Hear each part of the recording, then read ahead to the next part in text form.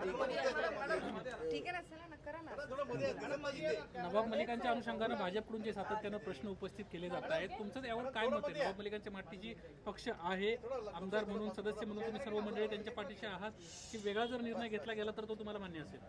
नहीं, BMC elections के लिए जो कमेटी बनाई गई थी उसकी चेयरमैन का पद दिया गया था मेरे वडील नवाब मलिक साहब, और उसी तरीके से दिया गया था कि हम कमेटी को नवाब मलिक साहब की अध्यक्षता के खाली पूरे मुंबई में 227 वार्ड का पूरा सर्वे करके हमारी क्या स्टेटस है वो वरिष्ठान के सामने रखने की, तो वो काम हमने पूरी तरीके से किया है। बीएमसी के चुनाव का ऐलान हो गया है, कल अजित दादा पवार के साथ हमारी बैठक हुई थी, उसमें जो निर्णय होगा हमें मान्य है। संपर्क मंत्रीच आजच्या बैठकीला गैरहजर होत्या. खरं तर मुंबईची जबाबदारी त्यांच्यावर आहे.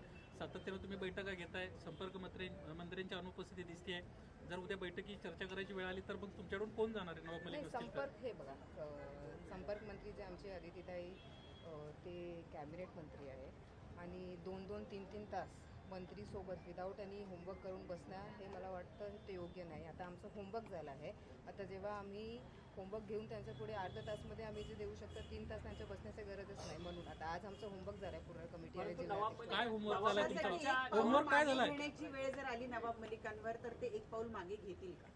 ते विषय नवाब मलिकांचा नाही आहे, ते विषय आहे पक्षाचे आमचे श्रेष्ठ लोकांचा.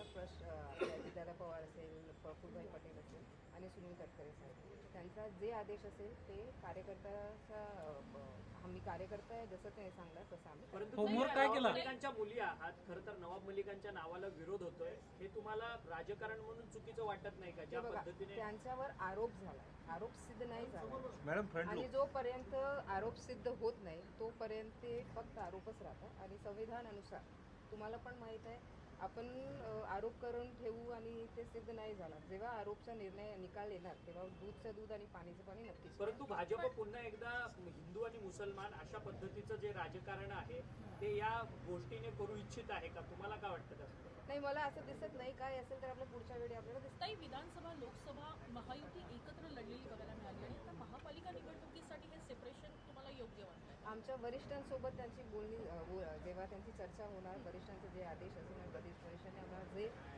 माहिती देणार त्यावर आम्ही नंतरच बोलू. आता आमच्याकडे काहीच माहिती नाही तर बोलून आपण काहीच बोलू शकत नाही. थँक्यू.